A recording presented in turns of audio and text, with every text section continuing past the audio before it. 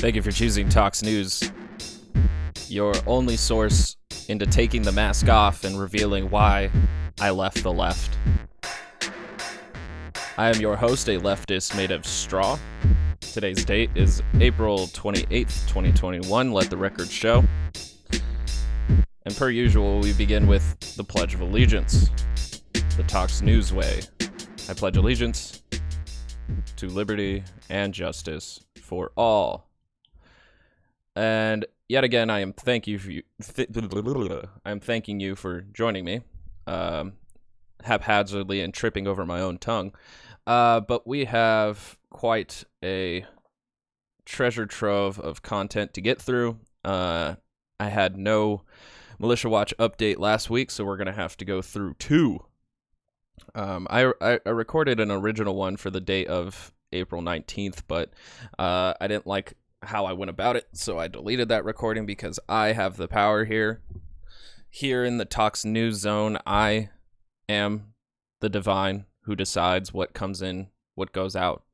And I felt that my Militia Watch update was insufficient, so I deleted it. So we're going to have the week of the 19th and the week of the 26th this week's to follow each other back to back. And then I have several news segments to get into. One from Crowder, talking about Tucker Carlson's comments on the mask. Two from Tucker Carlson with two guests, one being Sagar from The Hill, another being Glenn from formerly from The Intercept, who is now doing his own thing. And then we have Tulsi Gabbard meeting with Michael Knowles.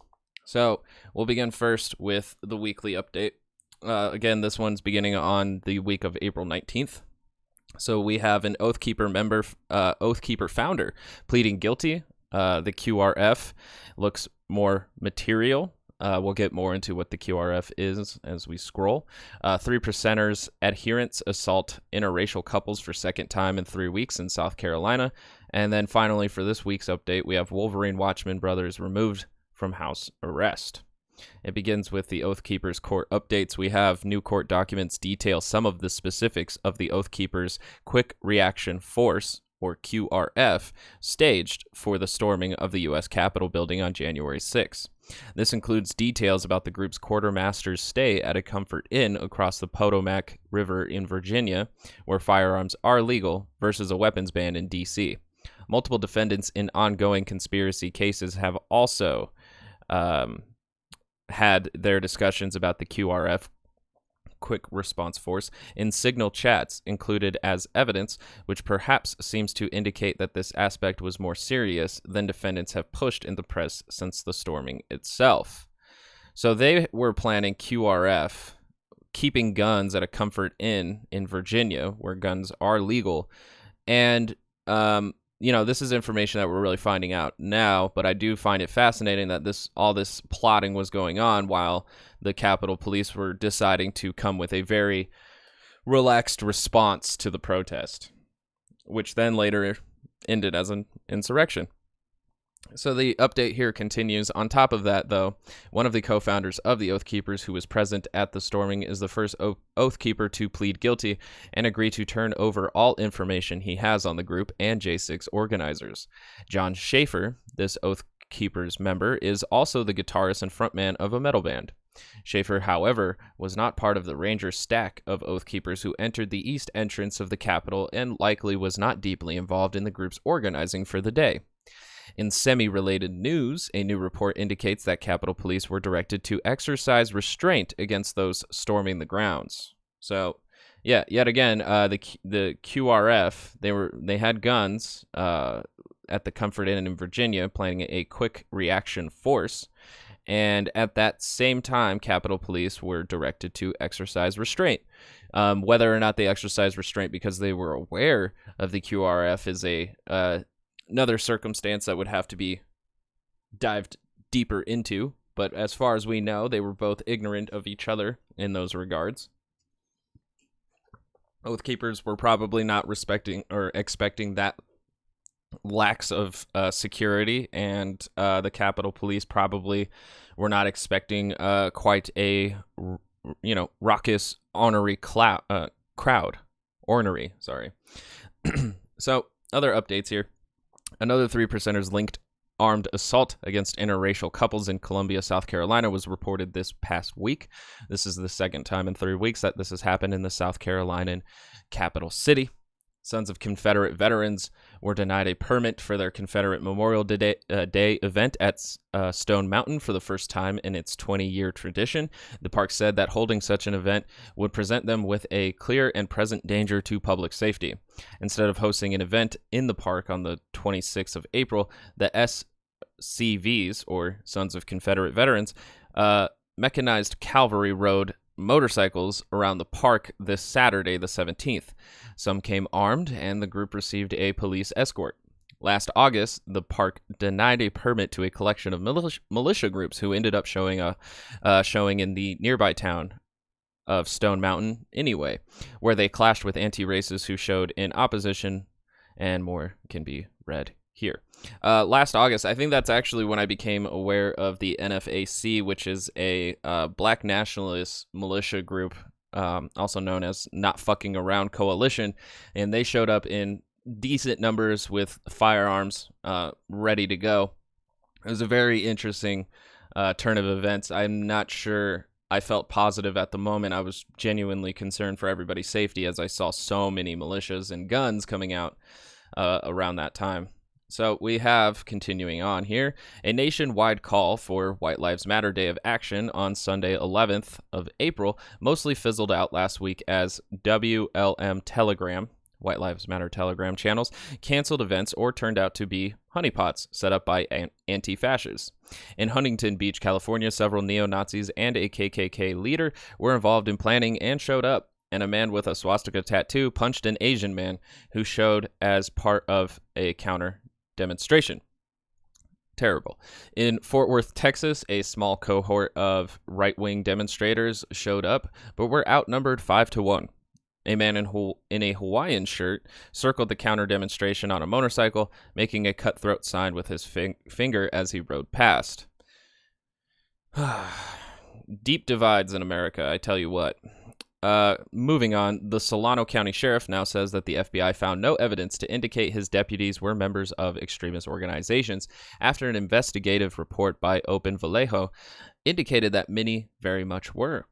The response is laughably bad and seems to completely avoid the majority of the content from the original investigation. It is being called out as such already.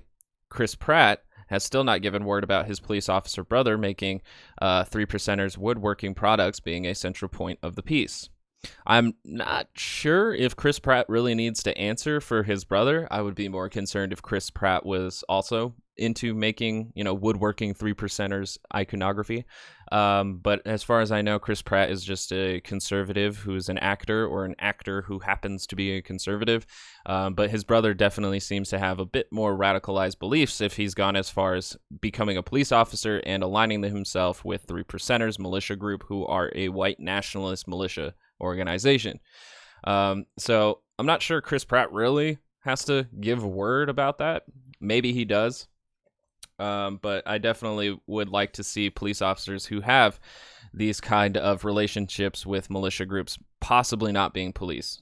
It seems like a bit of a conflict of interest if we are actually going to start seeing conflict in the streets of America. But moving on. The Knoll brothers of Wolverine Watchmen notoriety were released from house arrest and relieved of their curfew this past week. The men will still be monitored via GPS as part of their bond. A sovereign citizen movement in Arkansas was rebuked by a local court on a 6-5 decision against their hope to adopt a Bill of Rights sanctuary ordinance for their locality. Once more demonstrating their coziness with law enforcement, a Virginia county militia donated medical bags with $500 of medical supplies to the Appomattox County Sheriff's Office. So again, the coziness between law enforcement and militia groups is a bit unsettling for me. And I will include in the description below these Militia Watch updates because they do have a couple of further readings. One of them is a opinion on how the GOP bears responsibility for far-right violence, and I think it's coming from the Washington Post. Another reading on the continued tension over a nonprofit militia-style organization and their shooting grounds near San Diego, which I think is being reported, if I can get this right, Escondido Grapevine.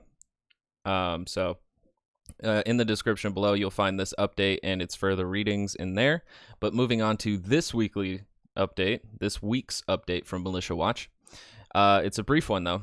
So we have 3 points to go through. We have a militia training site refuses to shut down. We have Zello tapes now available to the public, and we have more Proud Boys arrested for their role in J6. So, beginning now with some miscellaneous updates, a Vermont militia training center owner refuses to dismantle his illegal training site after months of local complaints about gunfire and threats from the site's clientele and ownership. The training site is near the New York border. A militia group provided security for a Shasta County, California. A militia group provided security for a Shasta County, California recall Newsom meeting, according to those attending the meeting. That was a hard sentence to read. A lot of commas. I'm sorry about that. A League of the South member who was charged for illegally carrying a gun during a demonstration in support of a Confederate monument had her GoFundMe pulled from the fundraising site after Daily Dot contacted the company for comment. The misdemeanor charges against Jessica Rivas are over a year old, which is about how long the fundraiser was online. In more news, more Oath Keepers evidence submitted by the DOJ detail how defendant Kelly Meggs was, quote, searching for at least one member of Congress, in particular, House Speaker Nancy Pelosi, unquote. Another party messaged Meggs that they were hoping to see Nancy's head rolling down the front steps, which Meggs replied to with, we looked forward her. We looked forward her? The judge in the case noted that forward was likely a typo for the word for. Okay. So we looked for her. Again, like, not everybody who stormed the Capitol had intentions beyond following the crowd, but there were certainly those in the crowd who had deeper intentions, deeper motivations, and we really need to be aware of that. Relatedly, the full Zello tapes recording is now available, covering conversations happening while the Capitol was being stormed.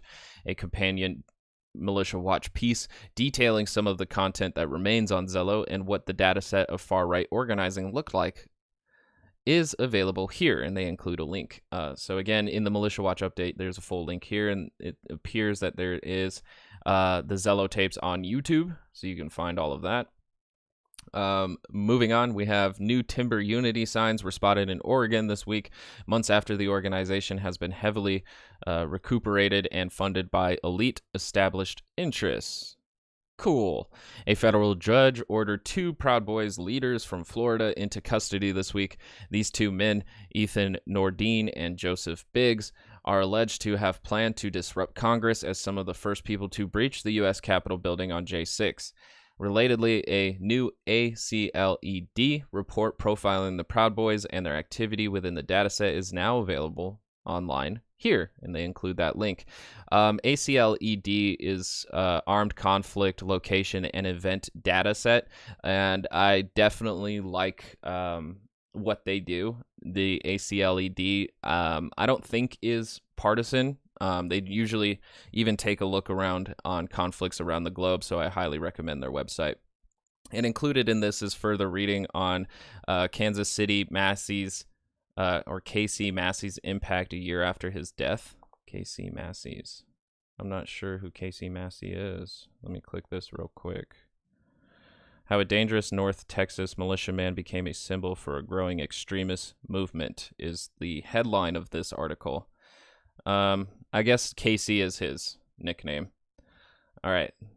So yeah, that further reading on Casey Massey and the impact a year after his death, which I might want to actually check out later. So I'm going to save this in a link, open a new tab there. And like I said, I will include these in the description below. Check out militia.watch and get all that sweet, juicy Militia Watch information if that's what you're into. All right, segments. We begin now with the segments. Oh boy. We're going to start off easy as Crowder's show can be. We're going to talk about masks. So, you know, how I said, you know, taking the mask off and revealing why I left the left. That was my beginning, you know, your only source to thing. This is the mask off part. So we'll get to why I left the left in a little bit, but let's begin now with the mask off. Yeah. Speaking of confidence, the cock of the walk, baby. Tucker Carlson is trending right now, this very second, because he had some commentary on masks, more specifically on forcing children to wear masks, and people are now saying that he's a national health hazard. Here you go. As for forcing children to wear masks outside, that should be illegal. Your response when you see children wearing masks as they play should be no different from your response to seeing someone beat a kid in Walmart. Call the police immediately. Contact Child Protective Services. Keep calling. I mean, I already hate how he's conflating, like, you know, if you're a parent and you want them to wear a mask and you make them wear a mask because, you know, a lot of kids are going to be defiant to that, especially if they don't understand what's going on, how that's equivalent to, like, physical abuse. You know, if you're not like slapping the mask on their face and slapping the shit out of them while you're doing it, I don't think that's too much abuse. But I think if you're a parent, you should probably teach your kids the importance of why you're wearing a mask and why you want them to wear a mask. But I don't think it's child abuse. That's just a serious level of exaggeration coming from Tucker Carlson. Until someone arrives. And the unfortunate thing is that he has millions of viewers who will now, you know, use his rhetoric and his, what we could call Tucker Carlson logic, TC logic, maybe Cucker Carlson logic, who knows. His Cucker logic will now equate in his viewers' brains that a child wearing a mask is the same thing as them receiving physical abuse. And not going to have good discourse based off of that, are we? What you're looking at is abuse. It's child abuse, and you are morally obligated to attempt to prevent it. See, and that's really horrifying to tell his viewers that they are morally obligated to tell the parent who has a child wearing a mask that they are abusing their child. That is a serious level of exaggeration of information and logic that will just lead to unreasonable situations and cops being called for things that probably are a waste of their time. So this is good. This is good stuff. I'm glad he's building an army of take that mask off type of people, you know, in retaliation of a year of them being told to wear a mask. Although I'm not sure what's going on here because somebody wearing a mask is doing less harm to you than someone who last year decided not to wear a mask, especially during the heights of our pandemic. So, yeah, very weird reverse discrimination going on here. It's your own children being abused, then act accordingly. Let's say your kid's school emailed you to announce that every day after lunch, your sixth grader was going to get punched in the face by a teacher. That happens. How would you respond to that? That happens? What do you mean that happens? Like, when does a school ever email a parent and say, hey, just so you know, your child's going to be punched at least once a day? And again, this is not equivalent whatsoever. Asking a child to wear a mask is not like punching them in the mouth. This is ridiculous. That's precisely how you should respond when they tell you that your kids have to wear masks on the soccer field. That is unacceptable, it is dangerous, and we should act like it, because it is. I would definitely agree that to an extent, when you're doing like really aerobic exercise, it's probably not the best idea to wear a mask because you need good airflow. To do, you know, something that is, you know, aerobic like that. Even, you know, weightlifting, you can kind of make the argument, although weightlifters are able to take a bit more of a break if they're into those things before doing their next set of reps. But with like playing a soccer game, I could see how incredibly difficult it could be to wear a mask and play soccer. And that's why it's important to be able to test everybody's temperature before playing, although with COVID, there's a 2-week disparity of whether or not it will be caught. So, yeah, it's the aerobic exercise we can all have a discussion on, but saying kids just outright don't have to wear masks or shouldn't wear masks because it's abuse, this is just a level of discourse that you're not going to be able to reason with anybody with, because in the same way that QAnon thought Democrats were kidnapping children and sucking their lifeblood after raping them, like, you can't have a rational conversation with somebody because they truly believe that's what's happening. It's our job to brush them back and restore the society we were born in. So the next time you see someone in... And then I like that term that he used there. In a way that I don't like it. I don't know why I said I liked it, but saying that we need to return to the society that we were born in. That's like a set of words that you could literally use in any time of, progressive politics or some kind of politics that has changed or culture that has changed. It's just the perfect slogan for conservatism, conservatives return society to where it was when you were born, In a mask on the sidewalk or on the bike path, do not hesitate. Ask politely but firmly, would you please take off your mask? Look. Now, if you do come up politely and firmly and say, hey, would you take off your mask? You should be just as fine if someone says no. And then you should walk away and enjoy the rest of your day. But that's unfortunately not the thing that Tucker Carlson is arguing here for, is that he wants you to belliger people into taking off their masks. Because even if you come up to somebody peacefully and say, hey, take off your mask, they say no and continue to walk, and it becomes more confrontational after that because you will not accept the no, or they even get more confrontational because they believe that they're doing the right thing in order to reduce the amount of spread of COVID. You're just making a bad situation.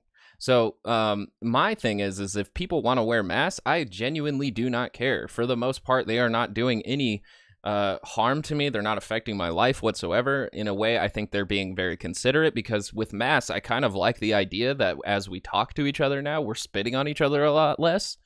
So there's a bit of a benefit to having masks, especially with people who aren't very comfortable in whether or not they have COVID and whether or not they can spread it. So I don't see any harm whatsoever of continuing to wear masks, especially if we reach the point of vaccination where everything's starting to return to normal, or herd immunity due to vaccinations, geez. And we reach that 80% mark. That would, 80% of people are vaccinated and herd immunity is being achieved. I think people can still wear masks if they choose to do so. Like in Japan, they do. They do in India, where it's heavily polluted. It's a personal choice. Who gives a fuck? The thing is, though, is that when we had the argument a year ago, it's hard to make the argument of a personal choice with not wearing a mask when that personal choice does affect others, whereas wearing a mask does not affect others in harmful ways. It's actually a precaution to not harming people. So that's a bigger reason why you should not give a fuck if some random person is wearing a mask, wherever they wear a mask. But this has always been the conservative thing, was to oppose wearing a mask because the government told me to do it, and because Fauci said it wasn't necessary, and then he said it was necessary, and I'm just tired of all this hypocrisy and being told what to do. And it's unfortunate that all of them spent so much time listening to Crowder, Ben Shapiro, Tucker Carlson, because they fed them arguments into why they should not wear their masks, and now they're so into those arguments and into that framework. It's so difficult to even tell them that it's fine if someone else chooses to wear a mask, even if they're vaccinated. I've had criticisms for Tucker Carlson before. Namely that, he had the bow tie and then he got rid of it, and then he acts like it never happened. It's like, we remember the bow tie. I mean, just imagine the news reporter integrity here is that he's saying, I've had criticisms towards Tucker Carlson before. He used to wear a bow tie. Oh my God, the intellectual depth going into this disagreement. Whoa, they must be sitting on two different sides of the conservative spectrum, bro, because he agrees with the bow tie and Steven Crowder doesn't. Oh my God. Ridiculous. Nobody liked the bow tie. Nobody did. Absolutely nobody. We didn't forget. But he's absolutely right here. I don't understand how this is an outrage. Again, keep in mind that Tucker Carlson there said, please tell them peacefully, be respectful, that they should remove. Now he's just imploring you to do what the left does. Yeah. Only to do it more politely. This is not like Maxine Waters saying, find them at the diners and mess up their day. Whatever it is that she said. All right. Well, a couple of things to go over there. So he's saying that it's okay to do it because the left, so-called leftists, not even just moderate, house moms, were yelling at each other to wear their masks. So it's in retaliation, which makes it okay. And then he uses Maxine Waters as an example of somebody who, encouraged people to yell at other people belligerently. But Maxine Waters wasn't talking about masks. She was talking about the criminal justice system and the protests surrounding Derek Chauvin's trial and the murder of Daunte Wright. So, not quite being very consistent here in talking about the issues. Department store. She called people to violence repeatedly. He's saying peacefully ask people if they are outside wearing a mask that it offends you, that they should remove it because it's stupid.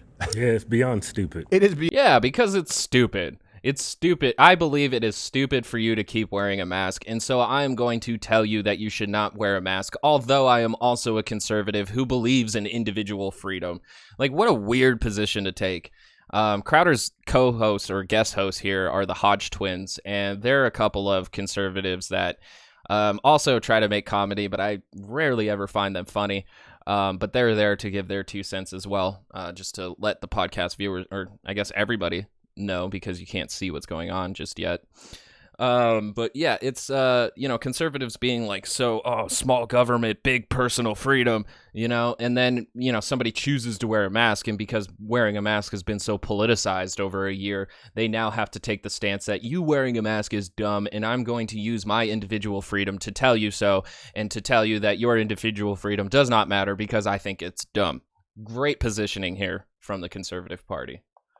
Beyond stupid. I will say this, though. It's really valuable. I've talked about how sort of, when people talk about wars today, where it's not necessarily nation versus nation, at least back in the day, you look at like the Pacific Theater, right? It's like you knew Americans and because there was like a 1 foot height difference, but you had team jerseys. The masks now act as team jerseys. If I see someone out in out in a park or alone in their car with a mask, I know they're not my friend. Probably don't have anything in common. I think the problem with what... See, and that's amazing. Like, the mask has been so politicized so hard is that it's even contributing to the sectarian divide. Crowder sees someone with a mask and instantly thinks, well, I don't want to relate myself to that person whatsoever. And he's feeding that to his millions of listeners and viewers to do the same. So, like, trying to heal the divide, not so much. Because they're saying if they're wearing a mask, there's no reason to build a bridge for that divide. You should just don't keep walking. Go tell them that they're stupid and then keep walking.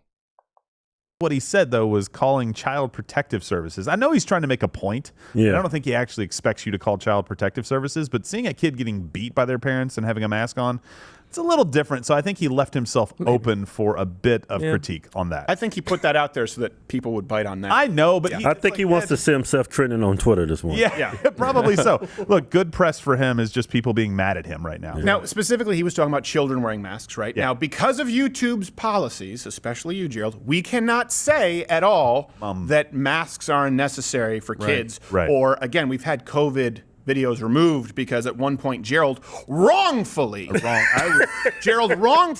that COVID was less lethal than the common flu to young people. Wrongfully. Oh my God. I would never say that masks for children are useless. I would never say that. I would never reflect any Crowder's using the I would never say in the same way of like other people say, commit crimes in Minecraft, to not do the TOS stuff. But he's like, it's dog whistly. Because they agree with these things. He's just not allowed to say them, so he has to put the addendum, I'm not allowed to say these things, although I believe them, and you believe them, and we know we believe them. Statistical realities that may compare it to the flu. The good thing is, I don't have to. CDC, thank you. And what Crowder puts up is a graph of the deaths by age. Not sure what actual relevancy it has at all. Because kids are less likely to die of COVID doesn't mean that they are less likely to spread it. And just late last year in 2020, as schools were starting to open up, the CDC had revealed that kids are actually very capable, and in fact more so than older individuals, of spreading COVID. So talking about death rates and the mask and age demographics for death rates and, the mask conversation, this is all irrelevant to each other. So that's cool.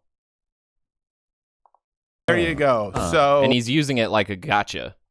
That's not us. That's them. That was the CDC. Center for Disease Control in the United States. Right. That is just making sure. The experts. I don't know. Who's going to fact check them? Yeah. World They Health will. Organization? Yeah, it'll change in a minute. We know it won't be Taiwan. Yeah, when we was in New York last week, everybody on the street had on masks. Yeah. Everybody. Yeah. Well, Even the people with double homeless masks. people had masks on. Well, the good thing is it makes them harder to identify when they commit homicide. We'll get to it in a yes. second. A drastic increase in homicide. We're back to Denkins levels. By the way, despite all of the data from the CDC on COVID, hey, Michigan is still enacting this toddler mask policy. Oh, good. Yeah, anyone who's over 2 years old. Good luck with that. Good luck with And Michigan is a point of interest for Steven Crowder, as he's gone there, I think at least once in my mind, where he gave a speech on how tyrannical the governor of Michigan was, and I think he requested that she resign. And then, a few months later, we found out about the Wolverine Watchmen who plotted to kidnap Governor Whitmer and hold her in trial, their own trial, for the crimes that she committed against the citizens of Michigan. And now this is all in their own minds. But it's good to see that Crowder is keeping it consistent with demonizing Michigan's policies when there is such a chance of violence and right-wing revolution that could really go on there. dealing with the terrible twos and putting on a double ply mask. Oh man, How are you going to keep that how on? is that? Yeah, exactly. That's my point. They're Like gonna kids are take that right gonna off. take it off like everything else they try to do. And It they're just makes useless. common sense. They're useless for toddlers because masks don't block boogers. They'll them find in. Hey, keep them in. toddlers when it comes to eating boogers. Life finds a way. I don't even know what he means. Like, just because a toddler is gonna sneeze on themselves and they'll have a booger inside the mask, like it's up to the parent to clean the mask. What are we talking about? Like somebody else's booger? Like what does this have to do with the mask whatsoever? Like, if anything, it's just gonna reduce. Like when that child sneezes and that booger comes out, it's gonna be in a reduced distance that it would normally reach without a mask. So what are we talking about? Basically, it's just a booger And pouch. there it is. Yeah. Oh God. Okay. I just love the frying pan. So the comments from Tucker Carlson, of course, sparked mass outrage. Ted Lieu, which, by the way, look, Yeah. I almost don't want to reference him. I know he sucks. Well, no, because there is an epidemic of anti-Asian hate true. crimes in this country. It's true. Yeah. And so By it doesn't. black people? It doesn't. we didn't say it. Hey, by the That was way, them. Asians, remember how you were the hot ticket like 2 weeks ago? Yeah. How does it feel to be used? Yeah. No one's How does talking that about them feel? anymore. Remember they tried to imply that we were anti-Asian at one Oh, of point? course, yeah. Yeah, we have a disproportionate amount of Asians. I feel guilty for outsourcing. That's I true. know. I feel marginalized. Which is funny because no one in the room is Asian. But Crowder has had racist caricatures in the same way that the Dr. Seuss book did. So, of course he doesn't see the disparaging comments that he's made.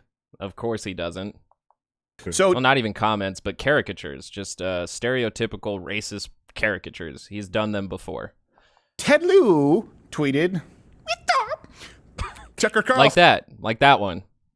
wants to cancel parents who make the decision to have their child wear a mask. The right-wing cancel culture is out of control. I see. Oh, It's being what? facetious. Shut What the hell? Cancel culture. Who or what are they going to try and cancel next? Major League Baseball? Oh, wait, Tucker must go. The Democratic PAC Midas Touch tweeted, if Tucker Carlson thinks masks are so bad, why is he comfortable wearing his hood?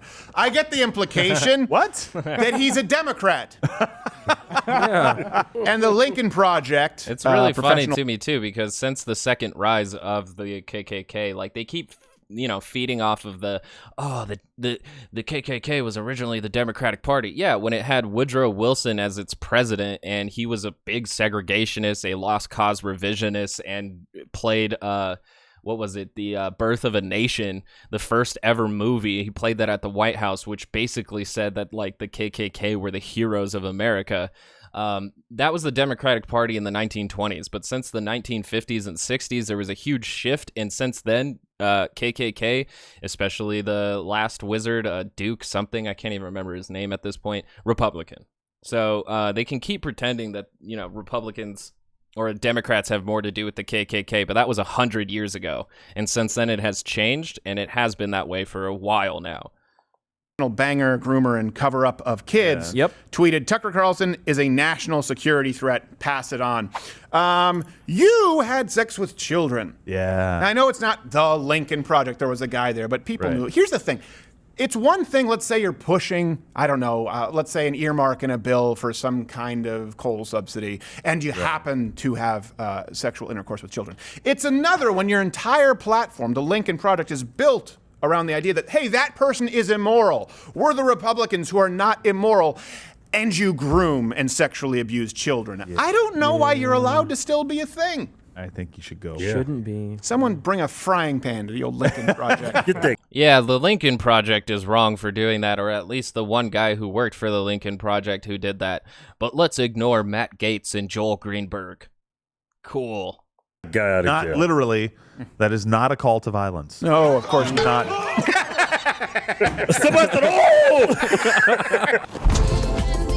All right, how enlightening was that? Not very much. So that was that segment. And now we get to the Why I Left the Left So there was segment a lot of this. going on out of public view during the last Beginning with Tucker Carlson. Let's get it. election. A lot. Here's the latest example. I like how it says Tucker Carlson investigates Biden's ties to Silicon Valley, and it's a 3-minute long video. Like, what an investigation where you can fit all that information in 3 minutes. Man, he really put in the work on that one. The group Judicial Watch has just obtained hundreds of documents from the Secretary of State of California, our biggest state. Those documents reveal that state officials pressured the social media companies, the big ones, Google, Twitter, Facebook, to censor social media posts they didn't like and that wouldn't help them about the 2020 election. Here's one example. A state agency successfully pressured YouTube, owned by Google, to block a video about mail-in voting. They didn't think it would help the Democratic Party, so the video was blocked. Some of the state's documents were compiled by the firm SKDK. He is showing absolutely no citations, none of this. Like, I would have to do all of the research to verify his investigation. Like, wow. There's absolute, like, he's just talking. There's no graph showing the work. There's no picture of the website, of the data that he's saying, or the video that was blocked. None of it. There's absolutely no information being presented to us beyond just Tucker Carlson's words, which of course is part of his show. He gets a prompter of what he's supposed to say and where he's supposed to direct your thoughts. So I think it's very unfortunate that we're calling this an investigation. He investigates Biden's ties to Silicon Valley and then provides absolutely no sources, citations. He just says, a firm, SKDK, put out a data set. And it's like, I have to do all the work. What kind of investigation makes the rest of us do all the work? Top client, Joe Biden. Sagar Enjeti is the host of Rising. We're happy to have him on tonight. Sagar, thanks so much for coming. So for those that don't know, Sagar is from The Hill. He does Rising in the morning with Crystal Ball. They usually juxtapose each other. He has more conservative views. She has more progressive Democrat views. And that's why I find it's very interesting for him to be on the show. Although he is a conservative, I find it very weird that he would take his time to go to Tucker Carlson. Although Crystal Ball has said nice things about Tucker Carlson, mainly that she likes that he's a populist, that he represents the working class people, which I completely disagree with. I don't think he does that whatsoever. What I also find interesting is that just recently, Sagar, he had a video, a really good one, about the sectarianism in the United States and the political divide that our two-party system is kind of feeding off of. Very good report on that one. But what's unfortunate is that he goes onto the show of one of the guys who is driving forward one of the deepest divides in America, which is Tucker Carlson. And in my last segment with Steven Crowder, where he was talking about Tucker Carlson's position on the masks, I highlighted that the kind of language that Tucker Carlson was using and what he was imploring people to do was incredibly divisive and toxic to the civil discourse in this country. And Tucker Carlson does that all the time on his show. He is constantly feeding the toxic discourse to really make it difficult for average Americans to relate to each other, to have conversations with each other. And that's why it's so weird that Sagar is here talking with Tucker Carlson after that sectarian report. after that analysis of the sectarianism in the United States, he goes to one of the biggest contributors of it to talk to him about it. Not about that, to talk about big tech, which I don't think is a very divisive subject in the United States, but it's definitely a massive subject for conservatives right now because they keep getting their posts blocked or their accounts banned, mainly for pushing misinformation and harmful narratives. So I think it's very unfortunate that Sagar had done this, just because Tucker Carlson is incredibly divisive. I don't think you could be a fervent Biden voter and still think that maybe this looks like the end of democracy. Or am I overstating it? No, you're not, Tucker. The most basic American principle is to distrust the government. YouTube, Google, Twitter, many of these Silicon Valley companies were built on the bedrock principle of free speech. But this is a censorship regime which you would much more see in China. I mean, let's really think about it. The Chinese Communist Party runs the Chinese government, which creates the censors, which are then dispersed to the Chinese tech companies who decide that Oceania has always been at war with East Asia, or Eurasia, I believe. And that is something that they have come to live with there in China. This is something, a one-party state like California in particular, where the intertwinement of party with the government, with the large tech companies who are then listening and complying with some of these regulations. Let's think about it. For your previous guest, Brett Hume, he brought this up, which is that Dr. Fauci back in February was saying that masks don't work. So does that mean that YouTube back in February, where I do host a show as well, should have been taking down videos in which I and some other people were expressing skepticism around this? That would technically be in violation of government practice. And now they're doing the opposite. This just goes to show how dystopian this can get very quickly. I mean, if you remember, this whole segment was started off by one video concerned by mail-in voting. That was the only example that we provided.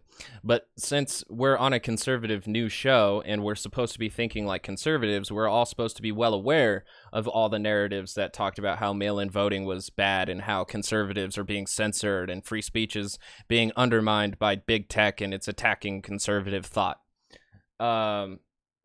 Although, like, there's still the same case to be made for, leftist channels. They also have the similar dealings. The surf's gone through many. I've seen plenty of people have to put up their letters from YouTube and being like, what is this about? And it's on both sides of the spectrum.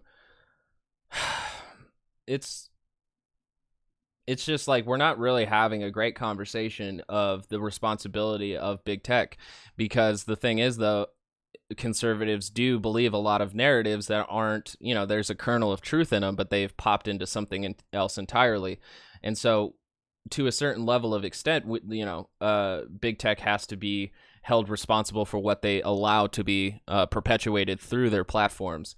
But this was my bigger concern after they had removed Donald Trump from Twitter, is like, at this point now, the idea that conservatives are being targeted has been fed so well.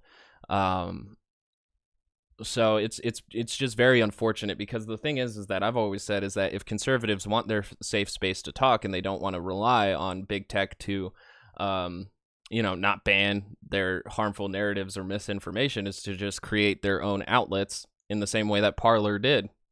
But of course, they want access to everybody's minds. They don't want to just keep feeding the conservative echo chamber, although they too want to do that, because without the echo chamber, how are all of their listeners and followers going to know what to think? But they want to be able to affect as many people as they possibly can and bring them over to their side, and that's why they don't want to start their own platforms, where it would most likely become more of an echo chamber and less of a recruitment tool in the ways that YouTube, Twitter, Facebook all are, because everybody uses them. But we need to be having a better discussion, because there does need to be accountability for spreading misinformation and harmful narratives that may or may not lead to lockdown protests with guns storming the Capitol in Michigan. That happened. And then also narratives that led to the storming of our Capitol in D.C. So there's definitely work to be done here. But to just outright think that since they're doing all of these things, we've reached the big brother, big tech dichotomy of 1984 dystopia. I don't think we're quite there yet. There's definitely, I think, is worthy concern of the government and these big techs collaborating together to stifle free speech. But again, we are dealing with times where the narratives and the information is misleading and harmful. So there's definitely something we have to do, and not us entirely as much. We need to have the conversation of what big tech's role is, where big tech definitely needs to figure out what it can do without stomping on people's First Amendment rights. Well, sure. I mean, Google apparently is suppressing photographs of the governor of Virginia in blackface, which tells you a lot. So if you have the most powerful companies in the world working stealthily, secretly, to help a specific political party, then where does that leave everyone else? Yeah, well, where are you going to go? Are you going to create your own Google? I mean, they already have, 90-something% of search traffic. I think the most bedrock principle is this, which is that when you begin to see intertwinement of a political party, of state enforcement, and then along with the so-called private companies, you live in an oligarchy, and you live eventually in a dictatorship. And the only way that they can have dissent is that they have to crush it. We have two options. We're America. Liberty is in our blood. Liberty is largely what we should strive for, and the other option is a police state, and unfortunately, that's what we're beginning to see. As you're talking, I'm thinking to myself, I hope a lot of people are hearing him as he speaks. Sagar, that's a weird thing to say. And, towards those sentiments, I do agree a bit that, in the wrong hands, we could reach an oligarchical dictatorship police state. That is definitely a big concern with big tech collaborating with the government. For sure, I think it's something at least leftists can share with that one belief we can share with conservatives. But going about it in the right way is more important, because repealing Section 230 may not be the best route to go if people are going to be suing Twitter because they ban their accounts and stuff like that. There is genuine concern of the collaboration between the state and big tech, for sure. For sure. I can't say that it's not something that I don't worry about, but I just don't know if they're necessarily coming at the right angle, especially when they're saying that conservatives are the only victims of this, while Facebook is a platform that supports conservatism and has shown through studies that it actually has a farther leaning towards conservative posting in groups and stuff like that. So, we're not having a very nuanced discussion on this. It seems to be fixed on that, big tech aiming at conservatives, and conservatives need to do something to protect their freedoms. And that means repealing Section 230 so that they can sue these big tech outlets for them being held responsible for their comments made on those platforms. So this is just a very unfortunate direction that we're going in. Another Tucker Carlson segment to go, and it features Glenn Greenwald, formerly of the Intercept, and it says Glenn Greenwald on why people are afraid to speak out against U.S.-Russia standoff.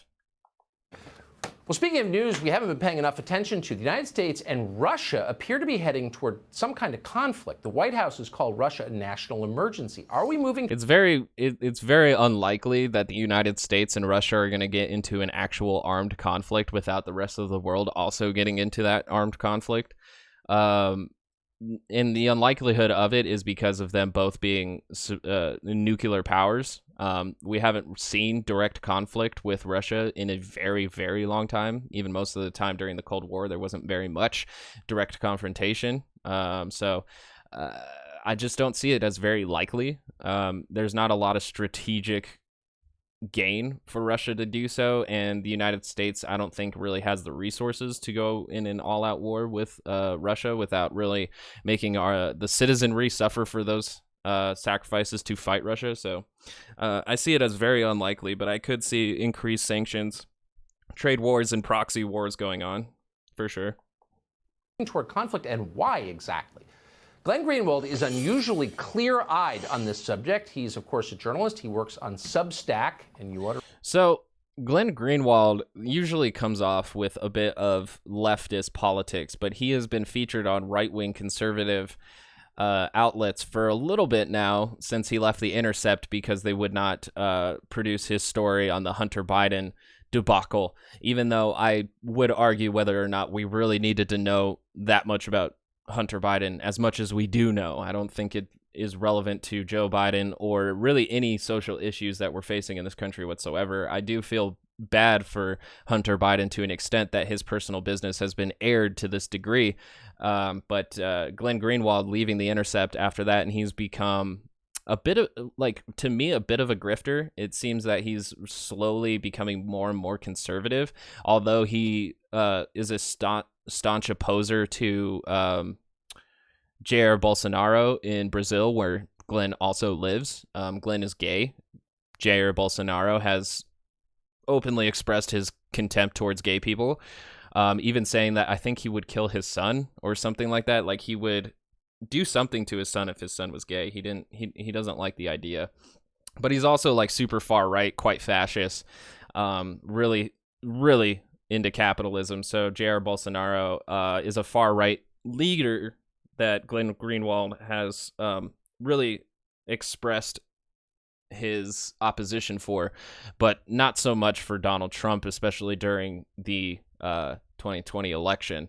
So I find that very interesting as he's slowly become more and more and more conservative after, like, Intercept was one of the best news outlets that I had gotten into, I think back in like 2014, because they did seem to hold Democrats' feet to the fire when Barack Obama wasn't keeping up with his promises or was continuing with the endless wars in the Middle East. So there's definitely a lot of things that I like about The Intercept. They're a pretty good investigative reporting news outlet. And at the time, I had a lot of respect for Glenn Greenwald, but that has slowly deteriorated as he has joined more and more of the conservative party, which I don't think it's just because he's joining conservatives. I think it's actually because of the things that he tweets and the things that he's been saying lately. Like, as a good example, like Sagar, like, he's a conservative, and I don't disagree with him because he's a conservative. Like I said, that sectarian piece was really good. And so I don't inherently disagree with conservatives just because they're conservatives. I usually disagree with them because they're so steeped in misinformation. And usually the Conservative Party works against the best interests of their working class supporters, and that's usually when I will oppose most of the things that they're saying. I don't try to do it based off of just the party that they're on, although I do think that the Conservative Party is heading in a dark direction, especially with Marjorie Greene Taylor being elected. Or Taylor Greene? Is it MTG or MGT? I can't even remember. But Marjorie Greene Taylor, I think is her name. Yeah. And Laura Boebert. And then there's various, like Jim Jordanson. There's various Republicans that just make it seem like the Republican Party is really going. Ted Cruz. Ted Cruz is another example. What's his name? Mitch McConnell. Like, there's plenty of Lindsey Graham. There's plenty of them that represent and speak, and I don't like the direction that they're taking the party, and so that's why I usually take a very staunch reactionary position against them.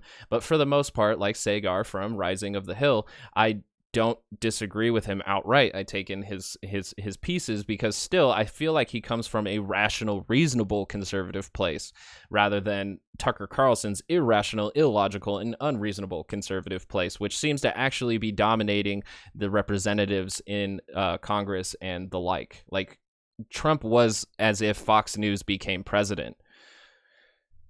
So, all right, let's get into it. That was a lot. I'm sorry. Glenn Greenwald, thanks for coming on tonight. So, simple question.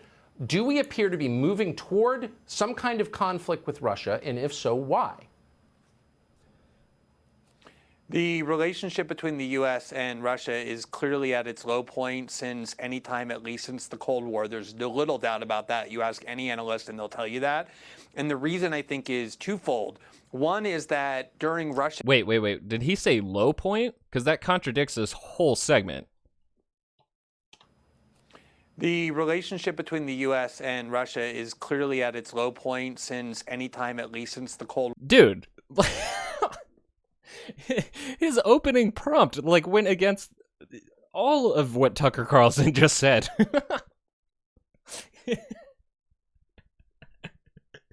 Cool. There's little doubt about that. You ask any analyst and they'll tell you that. And the reason, I think, is twofold.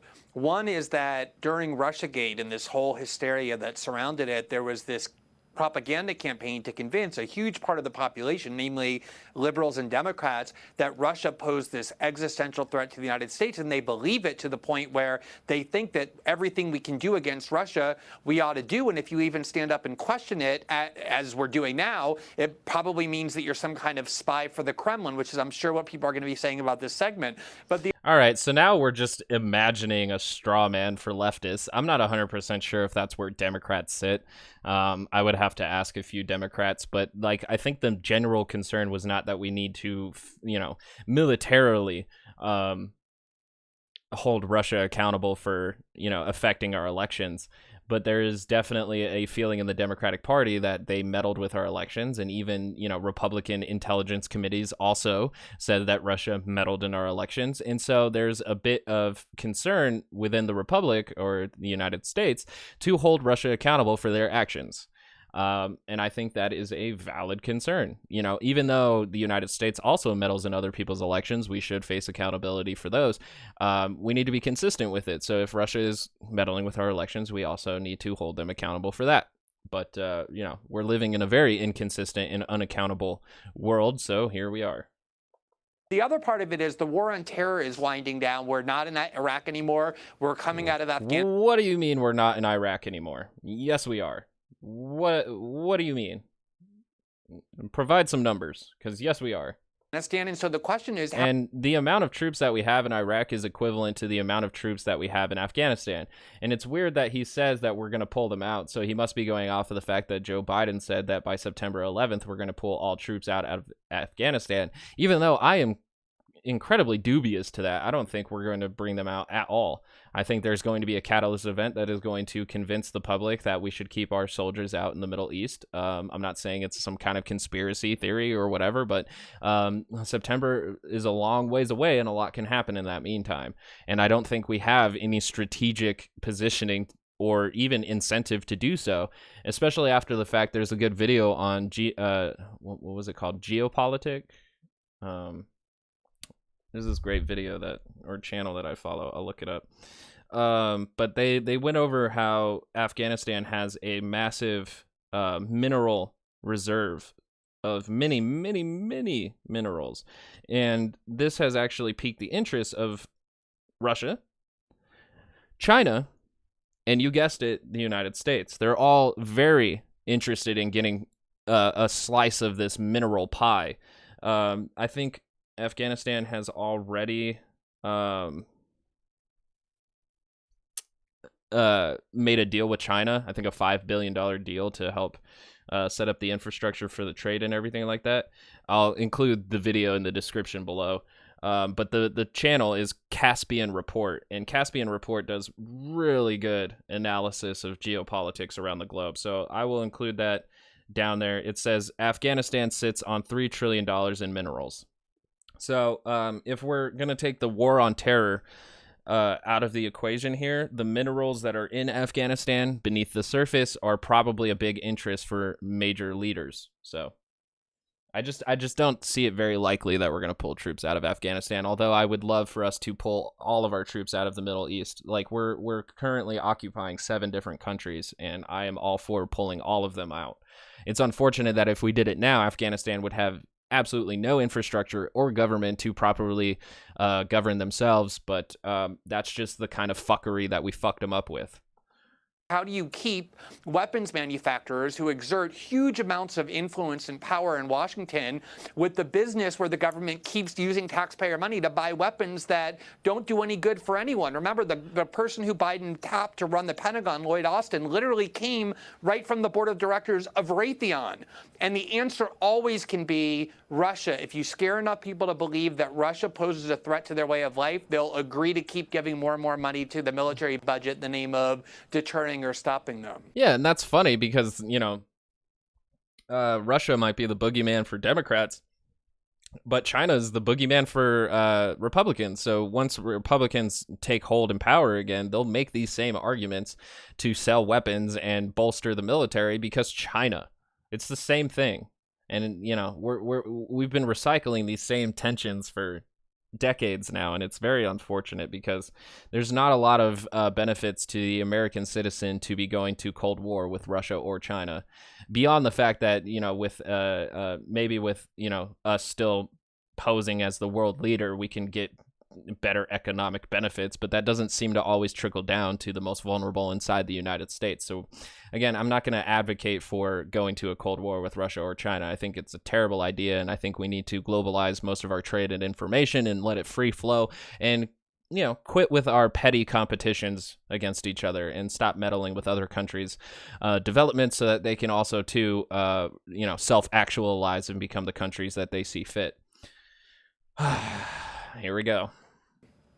So why isn't, since Russia is a nuclear-armed power and part of a very powerful axis internationally, why isn't there more discussion about the degradation of our relations with Russia, that we're moving towards something bad? Why aren't we talking about this? Well, it's interesting, you know, this is one of those times where it's useful to go back a little bit in history before 2017. We're often told history doesn't begin until 2017, but there was a huge bipartisan pressure campaign. Again, another straw man, because I don't know who's saying that. On President Obama to send lethal arms to Ukraine. And all you have to do is look at a map or history of how Russia was almost twice destroyed in the 20th century to see the crucial importance of Ukraine to Russia. The situation in Ukraine back in 2014 was actually one of the catalyst moments that got me more politically aware. I remember watching the civil war kind of unfold as it began as protests, very violent and scary protests.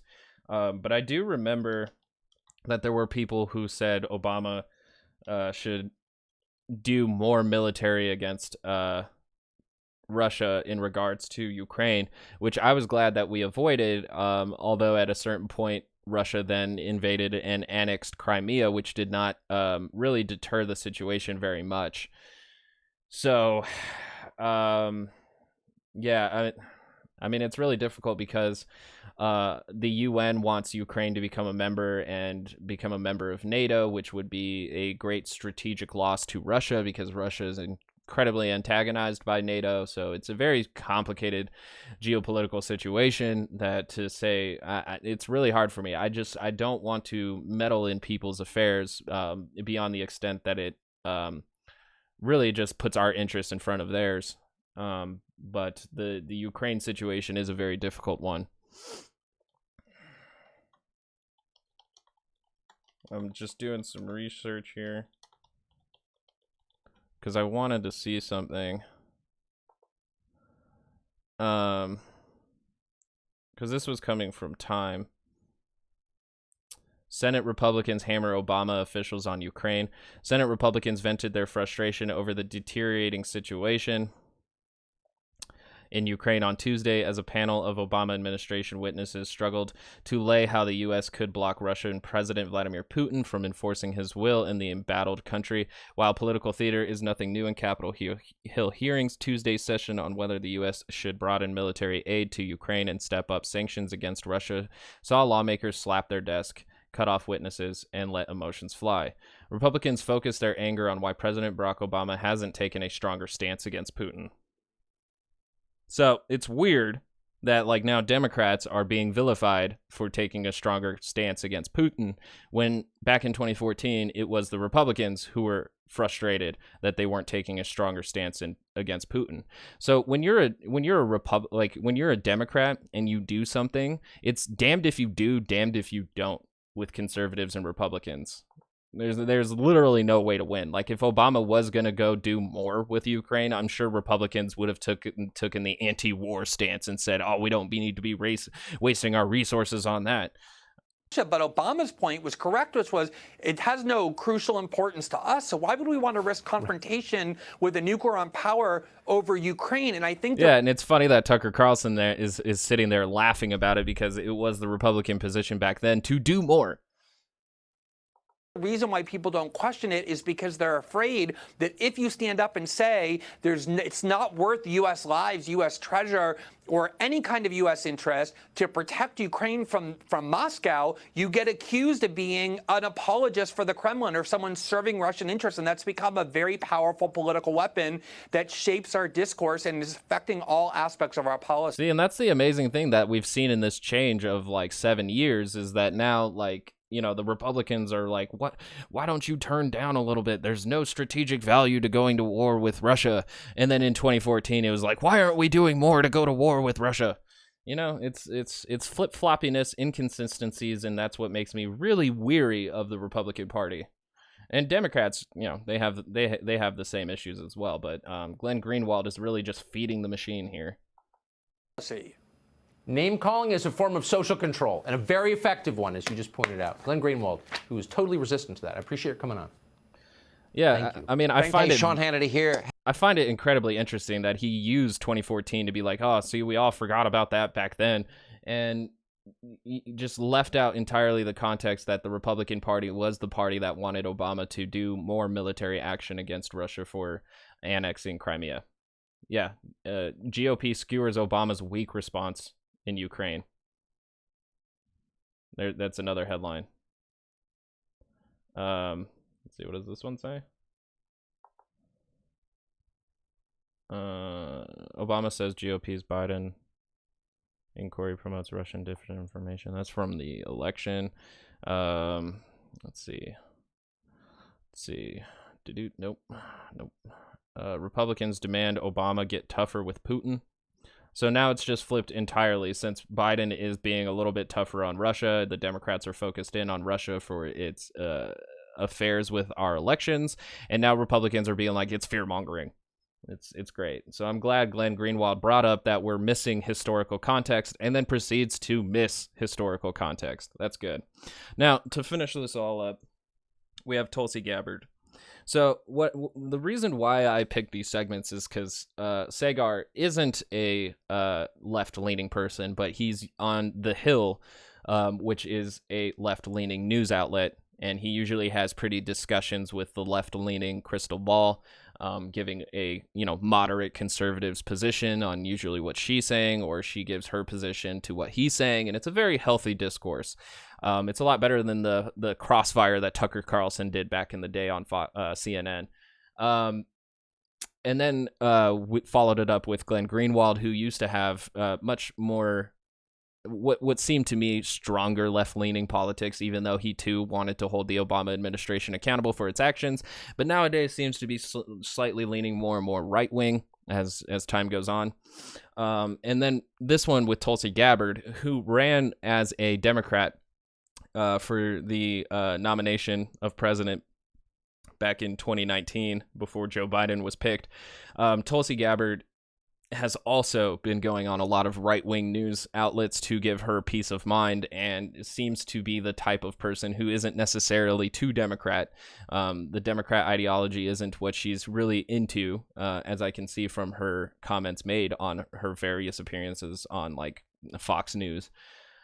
But I wouldn't be surprised if Tulsi Gabbard actually runs for Republican nomination in 2024. I would not be surprised by that whatsoever. I wouldn't be surprised if she decides to change her seat in 2022, because I think right now she's not even a senator or representing any state whatsoever. I don't think she's in office right now. I think her time ran out at the beginning of the year. But we could see her move into the Republican Party in 2022 and try to take a seat in then as a member of the Republican Party, and then finally again for president. So Michael Knowles comes in with this segment. How do we come back from the political brink? You've got BLM torching the country and defending kids stabbing other kids just to own the cops. Again, that's a mistaken framing of it, but I'm sure that there are some Democrats who are taking that position. But like I said in the episode where I covered Ma'Khia Bryant's killing, is that there's definitely a question worth taking of police tactics. Do we want our cops to be like the Punisher, where they kill criminals without due process just because we know they're criminals? Or do we take the route of the Daredevil, who stops crime without killing anybody and make sure that everybody sees their day in court, which he sees fit since, in his double life, he is a lawyer.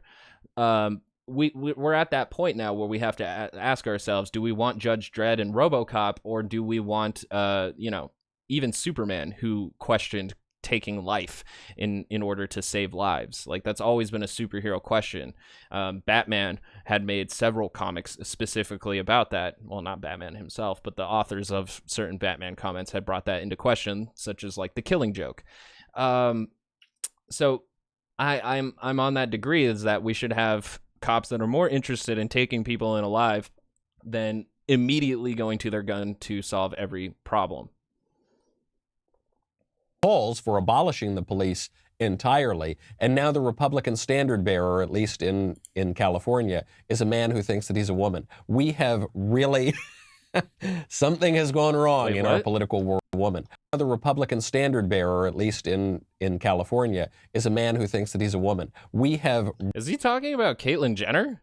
Did he just diss Caitlyn Jenner, a member of his conservative party? She's running as a conservative in California. That's wow. All right. Really? See, just not even being that's why I think it's funny that Caitlyn Jenner is running in the Conservative Party when the Conservative Party has introduced over like 100 anti-trans bills across the United States. She's choosing the party much like Dave Rubin did, who don't, like, down to their ideals, do not like them. They don't like homosexuality. They don't like transgendered people, and yet for some reason they pick that party to do their stuff. It's like Dave Rubin's case is a very apparent grifter. Caitlyn Jenner, I'm not really sure. I think she just might be genuinely interested in being governor and has always had conservative politics and just doesn't really observe the anti-trans beliefs that go into conservatism as well. So yeah, I think it's unfortunate that Caitlyn Jenner is going that way, and Michael Knowles is going to make fun of her for it. Something has gone wrong in our political world. Do you know who has the answer? One of the few politicians with crossover appeal in this country, Tulsi Gabbard, who says, hey guys, chill out, hang loose, and just embrace the spirit of aloha. Which again is like almost like saying, like, a hippie's stance, which again is another thing that conservatives are against. They were against the anti-war hippies back in the 1960s and 70s, and I'm sure they would be against them yet again if there were more protests to end the war in Iraq, Afghanistan, Somalia, and there's I think there's like 4 other countries that are just blanking my mind right now. But if there were bigger movements that were led by hippies saying, hey, peace, man, the conservatives would be taking their time to dismantle them through ad hominem attacks and making them look like disgusting degenerates rather than, the actual opposition of the war. I wouldn't be surprised if there was a bigger anti-war movement to watch actually conservatives argue why we should stay in Iraq and Afghanistan, although that wouldn't be a very popular position right now, since the approval rating of those wars is as low as they could possibly be across the board. My dear friends, my fellow Americans, please let us stop the racialization of everyone and everything. This racialism. We are all children of God and are therefore family in the truest sense, no matter our race or ethnicity. This is aloha, and this is what our country and the world need. The mainstream propaganda media and politicians, they want us to constantly focus on our skin color and the skin color of others because it helps them politically or financially. Also weird hearing from Tulsi Gabbard because she says incredibly Islamophobic stuff. Hold on. We're all children of God, unless your God is Allah, and then we're no longer children of God. I don't even know where you came from. Let's see if I can find some quotes here. Because Tulsi Gabbard she's very staunchly opposed the LGBTQIA plus community, so she doesn't think that they are children of God. And she's also said a lot of Islamophobic things as well. I think she even introduced an anti-trans bill with like not letting trans women participate in women's sports. So like, again, Must not be children of God then, huh? Let me see if I can find the comment specifically. Gabbard doesn't hesitate to call detection of Hindus where they are minorities in countries like Bangladesh. I can't find. Gabbard was effusive. Despite the rampant acceleration, including lynching, graduated. So I'm gonna read this paragraph. Just find it a little bit interesting. Gabbard's strident loyalty toward Modi, the dictator in India, and India's fascism shows no signs of diminishing. In a 2016 Quartz interview, Gabbard was effusive. Modi impressed me as, and this is a quote from her, Modi impressed me as a person who cares deeply about these issues and as a leader whose example and dedication to the people he serves should be an inspiration to elected officials everywhere. She just said that a fascist should be inspiration to elected officials everywhere. Awesome. This May, in an interview with The Intercept, she was given the prime opportunity to disavow the Quartz quote, but chose not to comment on it, claiming she didn't know the context. Despite the rampant acceleration of violence against India's Muslim minority, like I said, she's incredibly Islamophobic, and this violence against India's Muslim minority include lynchings and widespread targeting of dissenters. Gabbard recently congratulated the Prime Minister for securing a second term. Notably, she hasn't uttered a single word about India's sudden August 5th removal of special status for the Muslim majority state of Jammu and Kashmir, the brutal crackdown, and the communication blackout that has followed. Her silence on Kashmir speaks volumes. This is what I'm saying. Children of God to an extent. And she's using the exact rhetoric of like everything's so racialized now in our politics, and all Democrats use in their cards to say something's wrong is that it's racist. And it's like, dude, you're using the same exact talking points as a Tucker Carlson would, Tulsi. You're aware of that, right? So yeah, it sucks. This sucks. Tulsi is not the best person to say we should respect each other because we're all the children of God, because there's obviously a line for her when it comes to being LGBTQIA+ or Muslim. Aloha means respect and love for others. It's what enables us to see beyond our skin color and see the soul, the person within. And the gender of your soul and who your soul sees as God. So let's do our best to cultivate this aloha in our hearts and see and treat others through this prism of love, not through the prism of race and ethnicity. Please let us not allow ourselves to be led down this dark and divisive path of racialism and hate. Again, she's like, it's the same conservative argument that they're more worried about people pointing out racism than the actual racism. Not the best position to take, especially in the times that we're seeing right now. Love this. Absolutely brilliant. What most people are going to hear is this sort of platitudinous thing about, it's just about aloha. Just chill out and pop a coconut, and have a few drinks. It's cool, man. We're all people. Let's just sing Kumbaya. That's not what she's saying. She got a little bit of that because she's a politician. But what she's saying is more specific and more insightful. She says, a lot of people in this country who are in very powerful positions have a financial and political stake in keeping us divided, especially on this fault line of race. She's saying... I mean, yeah, almost every major power has an interest in having its citizenry divided to an extent, because then the citizenry can't collaborate together to form a better alternative to the powers that be. So, of course, politicians, big business, and all of that have an interest in keeping us all divided, and that's why we've remained divided based on race for hundreds of years. Saying that the establishment, which doesn't like her any more than they like Donald Trump, actually. They're in different political parties, but the liberal establishment, the blob, the corporations, the multinationals, the administrative state, the sort of permanent government, the big tech sector, all of these, the things that all work in tandem. I like how big tech is separate from the big corporations. Don't like Tulsi Gabbard because she contradicts their narrative. And she's saying those guys have a real incentive to keep you all divided up. So yeah, she's adopting populist rhetoric so that she can gain followers. The thing that deeply, like truly deeply, worries me about Tulsi Gabbard, and the reason why I didn't like that she was running for president, is that she has ties to a cult. Let's see if I can find the article, and I'll put it in the description below. Let's see here. This one comes from Huffington Post.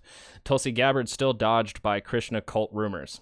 11 years ago, U.S. Representative Tulsi Gabbard, now a rising star in the Democratic Party, was a little-known state representative from West Oahu district. It was her then Republican father, Mike, who was in the political limelight. The elder Gabbard, known for his virulent anti-gay crusade in the 1990s, was challenging Democratic incumbent Ed Case in the race to represent Hawaii's 2nd Congressional District. So, for a profile piece, a writer at Honolulu Magazine emailed him and asked about his family's ties to a guru named Chris Butler, aka Jagad Guru. A lot of words that I can't say after that. His name is crazy. Siddhas. Wow. I'm just going to call him Jagad Guru, who leads an obscure offshoot of the Hare Krishna movement in Hawaii. But Tulsi Gabbard jumped in, quote, "I smell a skunk," unquote, she emailed back. "It's clear to me that you're acting as a conduit for homosexual extremist supporters of Ed Case." Much has changed with Tulsi Gabbard since then. She enlisted in the Hawaiian Army National Guard and served 2 tours in the Middle East before successfully running for a seat in the Honolulu City Council in 2010. Then in 2012, she got what eluded her father, a seat representing Hawaii in Congress. But one thing has remained. The Gabbard family's ties to Butler still hound her.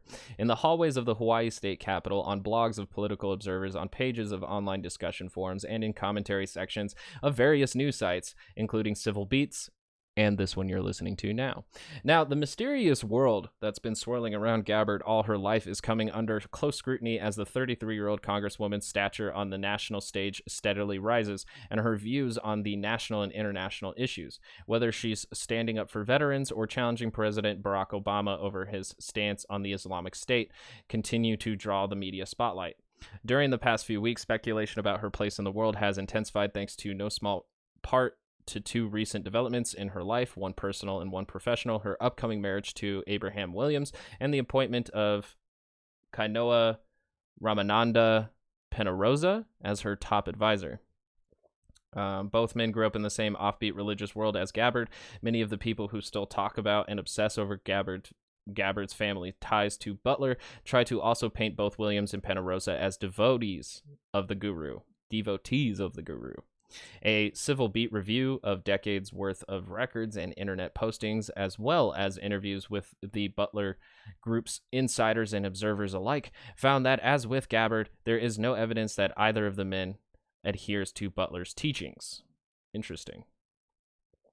Still, the internet continues to provide a ready forum for the commotion over Gabbard to fester. You need to look no further than a thread on the Cult Education Institute's forum titled "Chris Butler, Jagad Guru, Science of Identity." Civil Beat recently scanned the entire thread and found a trove of information, including useful links, scanned copies of news articles, and other historical documents. For this story, Civil Beat drew on information from the forum that could be verified, along with other publicly available documents and news articles, as well as interviews with people who have intimate knowledge about the community of Butler devotees. What emerged is a fascinating look at the world Gabbard and her close associates grew up in. It's another lens through which to view the fast-rising Congresswoman. So, and then they get into the history of the cult. So I will include this link in there, but that is a deep concern for me. Very deep concern, especially since I actually don't know enough about the Krishna cult. So just be aware that Tulsi Gabbard has some very odd ties. They can maintain their grip on power. It is just like what Amazon does, for instance, when various local Amazon worker groups want to unionize. You've seen some memos come out about this. Amazon will always go in and find ways to get them to hate each other. And it's not just Amazon. Big companies have been doing this for a long time. They'll go in, and he laughs it off, even though this is like egregiously unethical. And figure out the fault lines in the company among the workers so that the workers don't unionize. And then once they get all the workers to hate each other, the big corporation gets to maintain power. The left has recognized this for a long time, and it's very weird that he is not condemning that action whatsoever. And what's also odd, too, is that when they talk about unions, they'll say how the teacher union is overpowered. So, again, I'm getting a little bit of inconsistencies here in the conservative thought, and I'm not really sure where we're going to take this at this point. Right, for a long time, especially when the right was shilling for big corporations, refused. As if they've ever stopped. To acknowledge it, but this is true. This is a very basic political strategy, and it's obviously what's happening right now. And it does account, I think, for a lot of the focus on these physical characteristics. Notice what she says here. She says, we're all children of God. We're told to think in a racial way, primarily, but we're all children of God.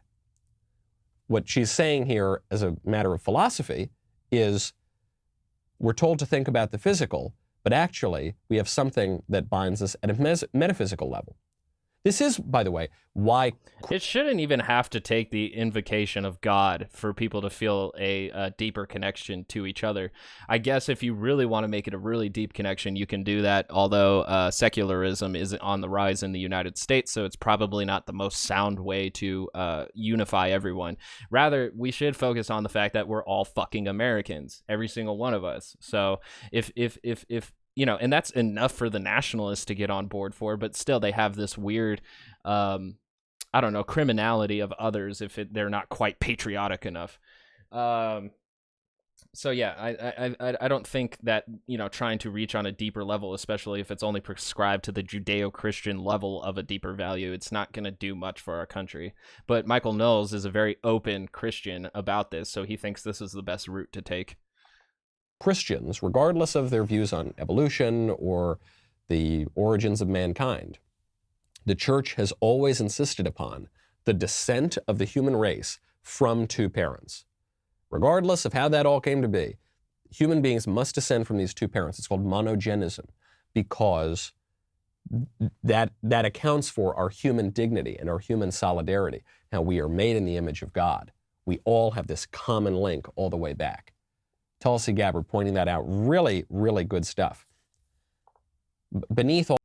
I was just wanting to look at this monogenism thing. It says monogenism or monogenesis is the theory of human origins which posits a common descent for all human races. Monogism, genism, or monogenesis may also refer to recent African origin of modern humans, asexual reproduction, which involves only one parent. What the... Dude, he even got the definition of that wrong. It actually has nothing to do with two parents. Wow. I mean, it could. It's a theory, so it's not like concrete, but it could. But I think monogenism specifically speaks about like not the duality, because mono usually means single. So I thought I wanted to look that up real quick, but that's very interesting that it even posits asexual reproduction, which only involves one parent. And he made it sound like it really has to deal with two parents. Polygenesis in the field of linguistics, polygenesis is the view that human languages, okay, so that has nothing to do with what we're talking about. That's linguistics. We're talking about biology. Yeah, so he got the definition wrong. Like that's the essential piece that I got from that. All of the lines you've heard about how we should all get along. That key, the propaganda media, that's what you've got to be on your guard. I mean, if you can't do it without God, like it's very unfortunate that you can't realize we're all human beings, you know, or that like all life on Earth is exactly all life on Earth, you know? So it's very unfortunate that you have to have the orthodox prescription of a Judeo-Christian God in order to feel a connection with, you know, the strangers outside of your own world. That's very interesting. Guard against. People don't like it. People don't like the messages that we're being told by the establishment media right now. True. However, they continue to do it. Hold up. All right. And that is the end of this segment. That is the end of the Toxin News. Follow me on Twitter at ToxinPod, ToxnPod. I got Militia Watch and the article on Tulsi Gabbard in the description below. Like if you liked it, dislike if you don't, rate, review, subscribe, and share. And other than that, I will return to you next time for another sweet, juicy episode of What's Really Toxic. Go enjoy the rest of your day. I'll see you next time.